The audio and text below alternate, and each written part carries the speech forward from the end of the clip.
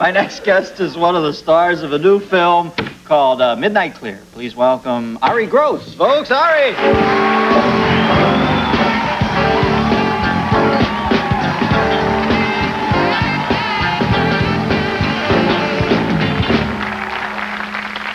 I didn't know it was you at the time, but I understand we sat next to each other at a screening of Article 99, Article Ray 99. Liotta film. Yeah, great movie. Yeah, but you were the guy next to me. It's funny at the screenings because everybody's, if you ever gone to one in L.A., everybody's real uptight that the person might be there, so there's that applause. You clap for everybody whose name comes on the screen. And yeah, but you were down to gaffer, and you were still...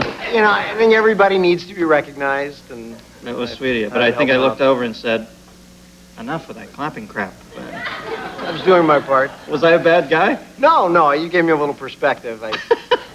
Clapping for the people who laid out the food during the show. And now, is Arye Gross your real name? You don't make up a name like that. Yeah. What, when you were young, what'd your friends call you? What was your nickname? You. Hey, you. Let's see. Some of them called me Arye. There were variations. I've gotten Arnie, Arlo, and Arye. I get Arye a lot. Yeah. You got a little Alan Rickman thing happening here with the goatee. Yeah, well, it worked for him. And yeah. Did you see Truly Madly Deeply? Yes, I did. Wasn't that great? Yeah, it was a killer film. Anybody see that? It's a little gem. You got to go out and see that film. It's about a guy who dies and a woman who wishes he comes back, and he comes back. And he comes back. And then you can't tell the rest. But it's but it's like the good version of Ghost. It's really good. Larry said it, not me. Okay, now tell me about Midnight Clear. This is getting great reviews, right? Your new film?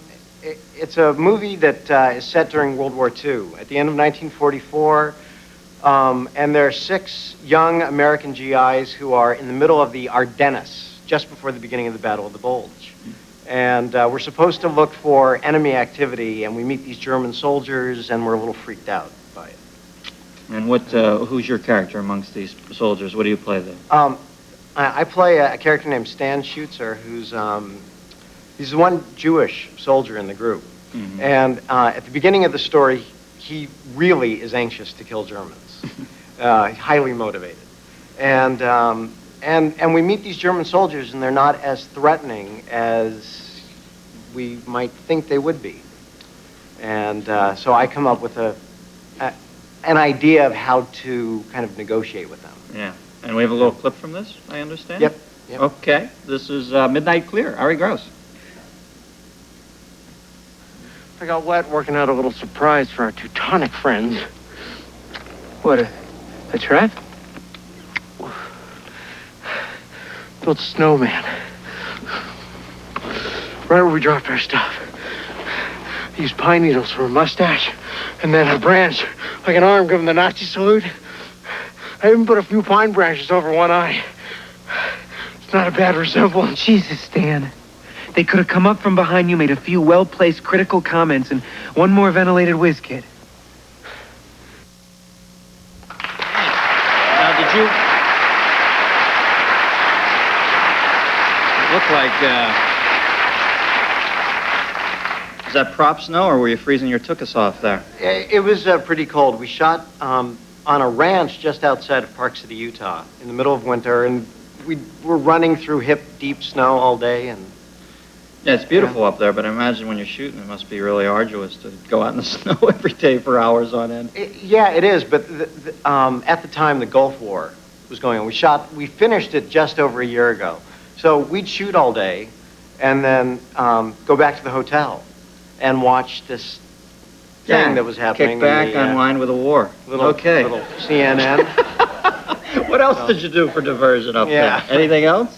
I guess skiing. You had to ski, right? It was killer. Well, we actually weren't supposed to ski too much. No? Well, on the first day of rehearsal for the film, we were told that basically if they found out we were skiing or skating or any winter sports under the broad umbrella of winter sports, we would incur the wrath of the producers. So, and I like to ski, but I knew that if I skied, I'd probably get hurt and cause a lot of trouble. So I took glider lessons on my days off. Well, yeah, you want to go with a safety first occupation there. Well, you know, you can ski and you can twist your knee, and that can hang you up running through the snow. And if you screw up in a glider, you're dead. So you're not around for the scolding. Yeah, you don't want to break your leg and have the German soldiers coming up and signing it in the film, you know, and it just wouldn't do well for the film. You had to speak Yiddish in this. Do you have this from your childhood? No, not really. No, I had to take Yiddish lessons. Yeah? Yeah. What words would you? A man named Mr. Rosenkrantz, thank you very much, by the way, at the Simon Wiesenthal Center here in Los Angeles. Mm-hmm. And it was great. He'd give me a half-hour Yiddish lesson and then about an hour of his experience during that time when he was in Poland, and a young man, and avoiding the Nazis. And So he helped you out with more than just the twang. yeah, it was kind of an emotional preparation as well. Now, you're an L.A. native, I understand. That this past week must have, you know, I'm naturally saddened on a human level, but I haven't seen this city at its peak. Must have ripped your heart out. It was terrible, and I Wednesday night and Thursday, my impulse was to want to leave, you know, just to get out of Los Angeles, that it was over, that I could find some safe community somewhere, but that's really not the way to handle it. It's time for people to become involved instead of running away from the problems that face this city and cities across this country. It's time to start. Well, you went down and worked this weekend, right? Yeah. How was the vibe down there? Is there a...